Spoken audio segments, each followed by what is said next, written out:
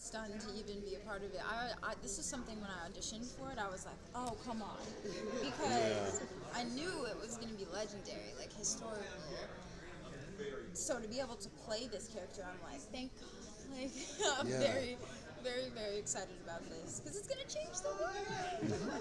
We're creating something new. And we have like levels of like emotion that I don't think the comics like really hit at. Like we get emotional in this series, which is like something. Like I rarely see cartoons, especially like Disney and Marvel collab, like cartoons that bring you to a level of like, oh, this is actually sad. Like, there's a lot of pathos. Yeah, there's a lot of real moments, and I think that's what makes it so different. But for me, when I'm voicing the character, I go to my geeky 9-year-old self, and I'm just in the booth like, yeah. When I do it, I am actually acting out. It's the funniest looking video. It is. I am, and I even do the arms. I'm not kidding, because it's just,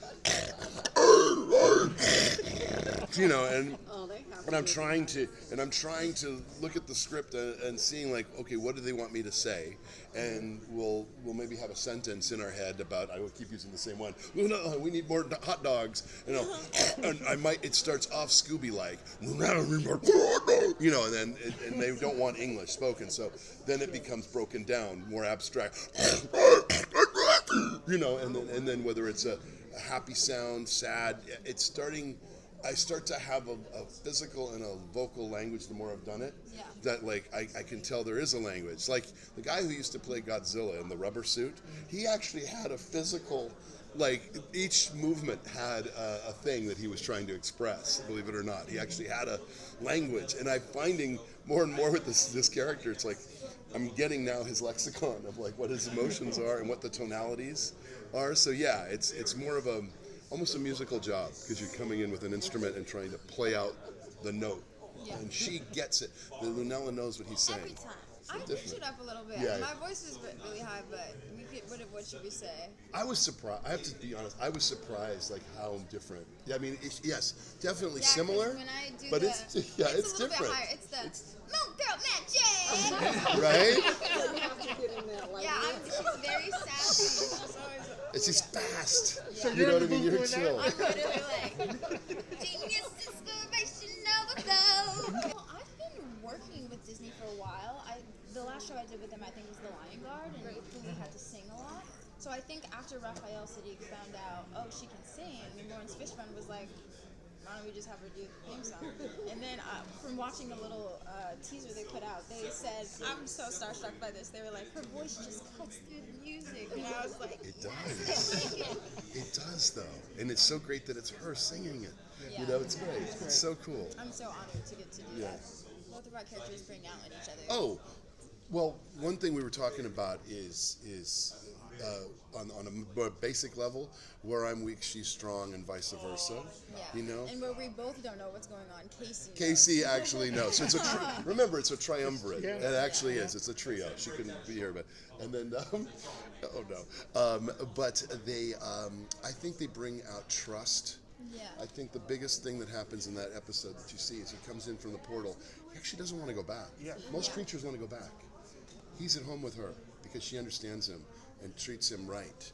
Yeah. And that, in turn, makes him think, this is home for me. Yeah, it's a real level of friendship. We gain, like, each other's trust pretty quickly. Yes. And I think it's because she took the time to, like, read all those books and be like, what's your name? And then it comes out being this long... the destroyer and burner of all things or something. Yeah, it's just... I'll just call you Devil. Yes. Oh, he prefers it. He sees her as, he would do anything for her. And hot dogs. And I always catch you up when you've gotten a little beat. Oh, those are the best scenes. I know. When you're I love that. And she's like, don't worry, my baby. Yeah, I think that's just so cool. I watched it a little bit before the first Comic-Con in LA. I watched it with my mom. And I was just amazed at the colors and how everything moves. When I was younger, I used to make these little kawaii Japanese figures to go on charm bracelets. And once I saw the emojis and the eyes popping up like in that kawaii art style, I was like, no way. Like, this is so cool. So that's the thing that stood out for me. And it's inspired by like Basquiat and all the Andy street Warhol. art. Yeah.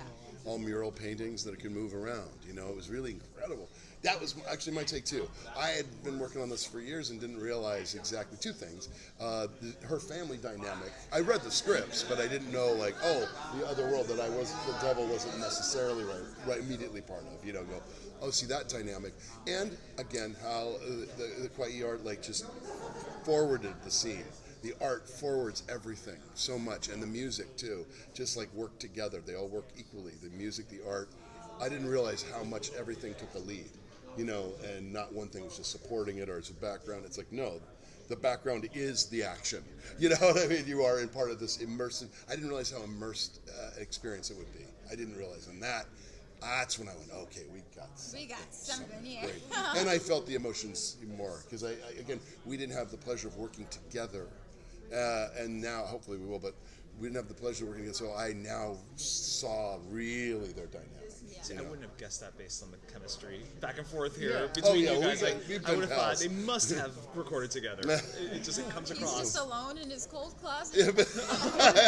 Doing your dinosaur movement. Yeah, yes, exactly. It's a guy roaring in a padded cell. I knew it would happen one day. I just know that it's going to actually make a difference in a lot of like kids growing up. Like, you know, because school is tough. You get bullied, and it's not really, you know, ideal for a lot of kids. But this show actually teaches you, like, hey, it's cool to be about your books and science and quantum physics, and it teaches you things as you're learning it, but not in a way that's like, oh, this is like an educational show. It's a fun show. The graphics are incredible.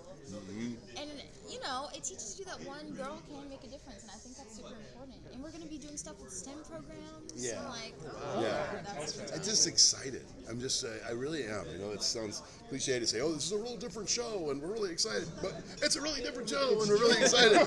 You know, like,